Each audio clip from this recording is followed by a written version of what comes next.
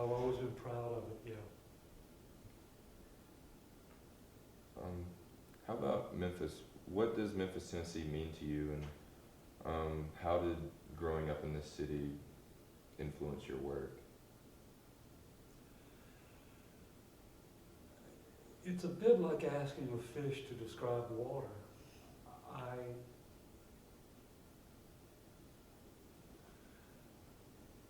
It was the world to me for many, many years, and in a way it still is, I suppose. It, it, it set my culture, my language, the way I look at things. It certainly set my taste in food. To this day, I think Memphis has the best food in the world. No joke. And what's more important than food? I really can't think of anything. If I worked at it, I might come up with a couple of alternatives. But anyway, it's and my taste, certainly my taste in music, have never changed from that. I tuned out on what was happening in the rest of the world very early on, and just decided that, you know, if they made anything better than rhythm and blues and down-home country music, I have yet to hear it.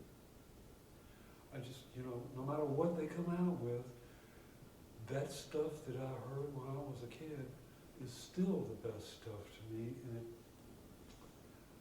I mean, I hate to be such a stick in the mud, but that's the way it is for me. Speaking more on, I guess, the music of Memphis, who were some of your early influences? I went through a series of kind of binges on different people. I remember, first when I was very young, I loved anything Latin. That rhythm just appealed to me, and the melodies and the language, I loved it. But then I heard in high school, well, of course Elvis came along when I was maybe 10, and it just, the whole town just, that's all we could talk about or think about was Elvis.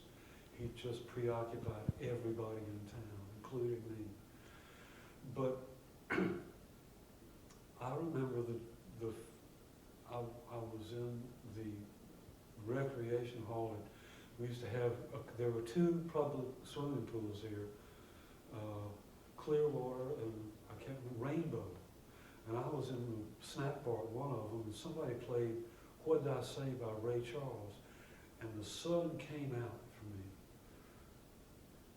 I heard that music, and I just thought, this is it. This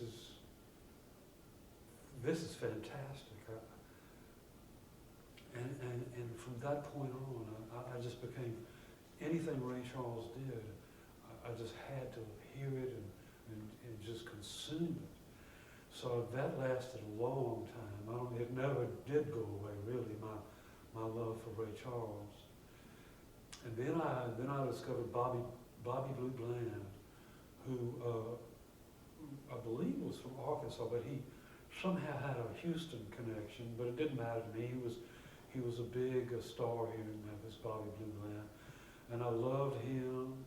And then I discovered Muddy Waters and all the Chicago blues people, Bo Diddley, Chuck Berry. I just love Chuck Berry to this day. I think he's one of the greatest songwriters this country's ever produced. The wit, the literacy of Chuck Berry, the facility with language that he had. I just don't know anybody else who can match